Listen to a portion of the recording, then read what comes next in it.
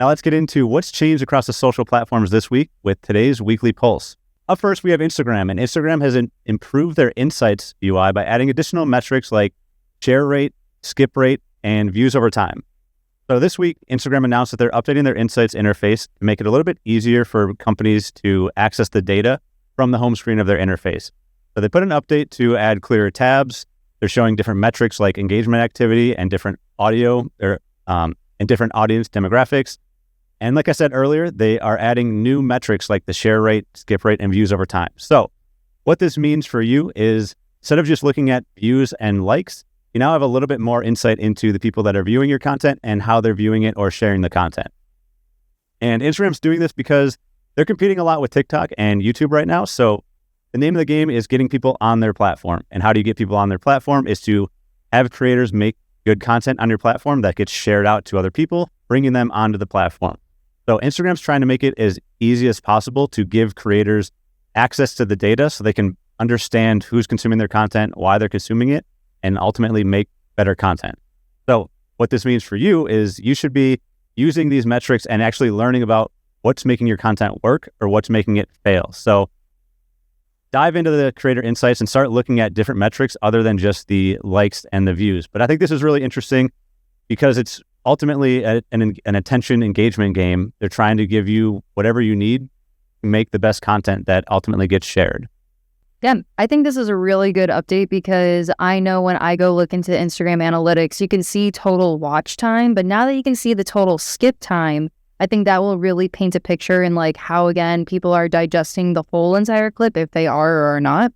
Additionally, I think that is going to be super useful when it comes to sharing information and streamlining it, or at least adding additional entertaining components to the overall clip. Because again, watch time is extremely important, but also that skip ratio is going to be super interesting to see what people say about.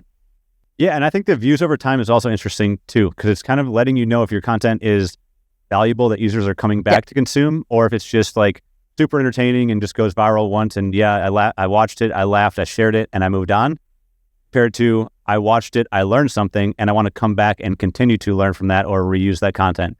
So that one is a really important metric to kind of show you maybe something that you should continue making content around, or maybe the format of that video was really well done and you should continue making content in that format. This is a good callback to our last episode where it's like, again, the shotgun, the shotgun strategy versus like the sniper strategy. Again, you want to use these analytics to create that sniper strategy because then you're just shooting out content that you know the audience will enjoy. Exactly. So what should you do about it? Here's what I think brands should actually do about this. I think the action step here is go and look at your last 10 reels and identify the top 3 by shares, not by likes or views, but by shares. See what people are sharing. And then look at the top 3 that had weaker like skip signals, or what 3 videos did people fall off early, and identify why people are leaving or moving on from your content. And then start to use that data to build the next set of content that you're putting out. Maybe reuse some of those things that performed well. And on the other ones, if they fell off early, maybe you should adjust your hooks. So dive into the new metrics, take a note of the top 3 in each one of these metrics, and start developing a way to kind of benefit from this and improve your content moving forward. And up next, we have another Instagram update. Instagram is bringing an AI video generation into its edit tool. So Instagram is trying to make their video editing the go-to tool for creators. They want you to create your videos and edit your videos in the Instagram platform. So they added a simplified AI video creation. So what it is you go to create a new post and you'll see a new AI button. When you click on that AI button, it's going to let you generate a clip from a text prompt, a video, or a picture. And this isn't a green light to just go and use this and create AI content. That's not what they want to do. We've talked about in the past, they don't want AI generated content. They want original content.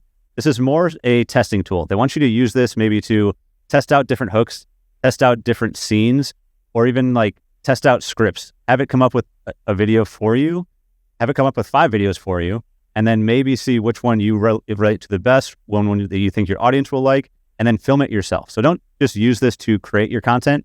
Use it as a way to test, or use it for B-roll footage to put in between some of your user-generated or user-recorded content.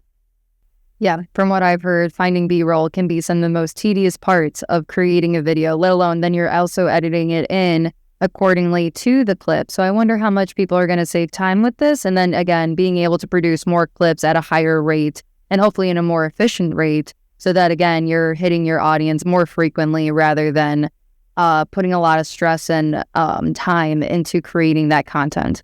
Yeah, I think that's the key and why Instagram is doing this. It's all about time. They want you to create content. They want people to watch your content. So they want you to create as much content as you can. And how do you do that? Make it easy as hell to create and put out new pieces. So I think that's the key here is they want you to start doing things faster and easier. They want you to do it in the platform so you're not using another system or another software, editing it there, emailing it over, because all that takes time. They want you to just crank out content. Yeah.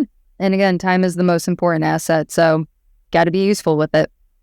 Yeah. So what should brands do about this? I think that you should use this tool we've talked about before, that Instagram is pushing out stuff Instagram is pushing out content that uses new features and new tools. So there's a chance that Instagram will promote your content a little bit more if you're using their tool to create the content. So try it out. I would use this as a way to come up with 3 or 4 video ideas. Use this to come up with the idea. Maybe it'll give you a hook or a script. It might give you some scenery or settings or backdrops that you might think are good ideas, and see which one land or see which ones you like, and then re-record those. Put your personal human touch on it. Get your face in front of the camera.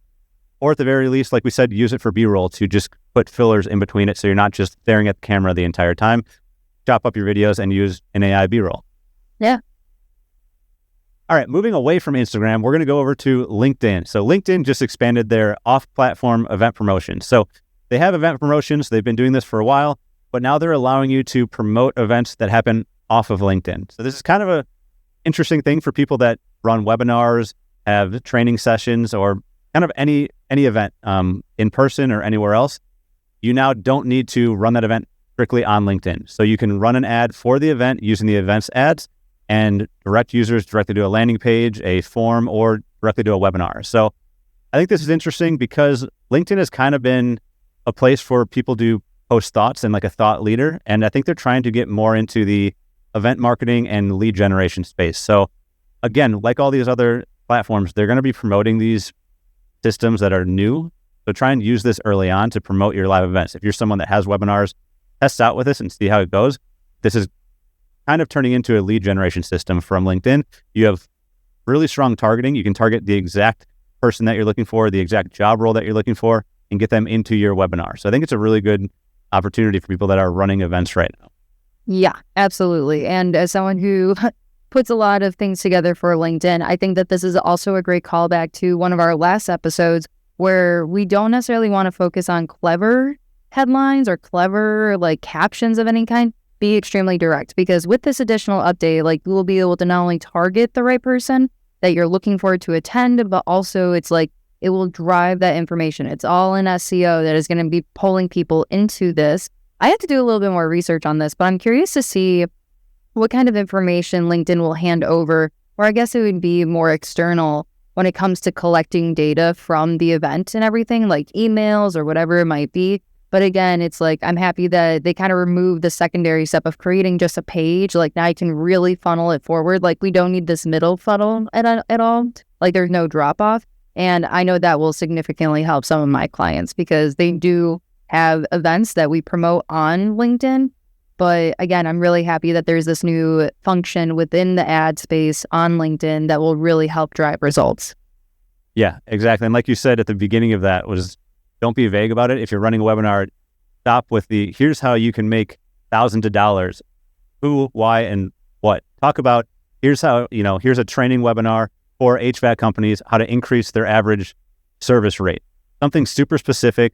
Mention who you're helping in that title. It's going to help LinkedIn target the exact person, and they know all that data. So be as specific as you can. There's no point in being vague anymore. I have a really quick suggestion as well when putting this together. This has helped me significantly since I was in high school, like in AP courses or whatever. But when we used to have to put AP like reports together, I forget what they're called anyway, but you want to write in a point action how kind of standard where here's the point of the webinar, here's an action that you can take away from the webinar, and then the synopsis or like the how-to part is just like join thousands of others who have significantly increased their ROI, whatever it might be, right? The how can be the CTA. So again, I think that will really help when, again, with that SEO and pushing out, again, what new features are coming on LinkedIn. So yeah, I'll be keeping an eye on it.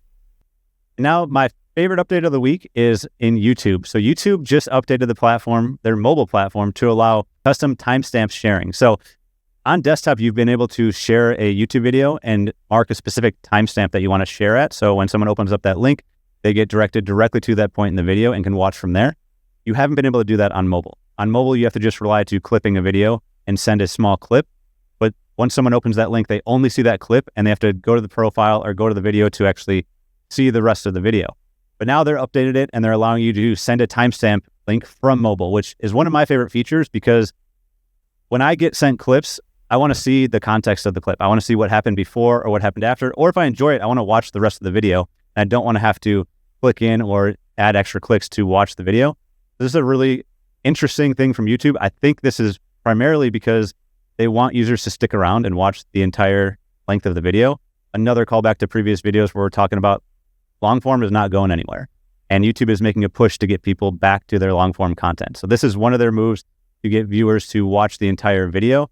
It also helps brands. If you put out a long form video and people are clipping or sending timestamps, now it's going to help people watch more of your video, stick around longer.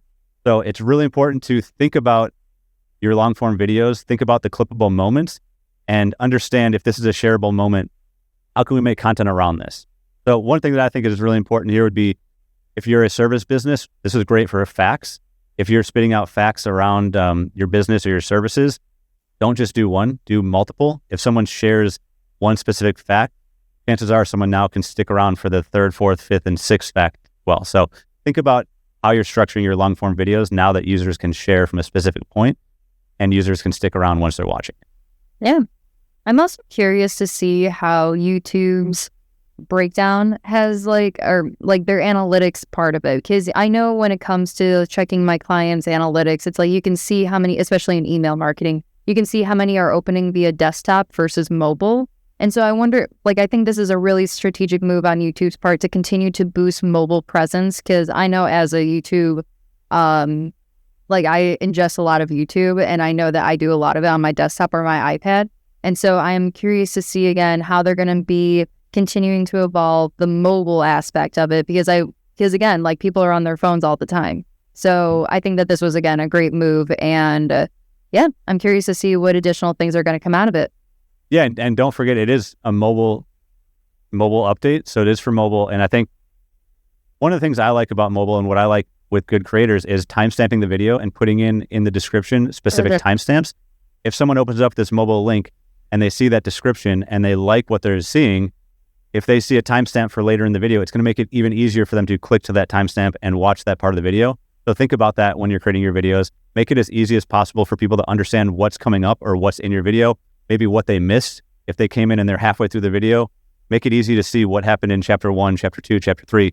Again, don't be vague. Say exactly what you're talking about in each one of these segments. And again, that's going to help with SEO and people's time, which is the most important asset. So yeah,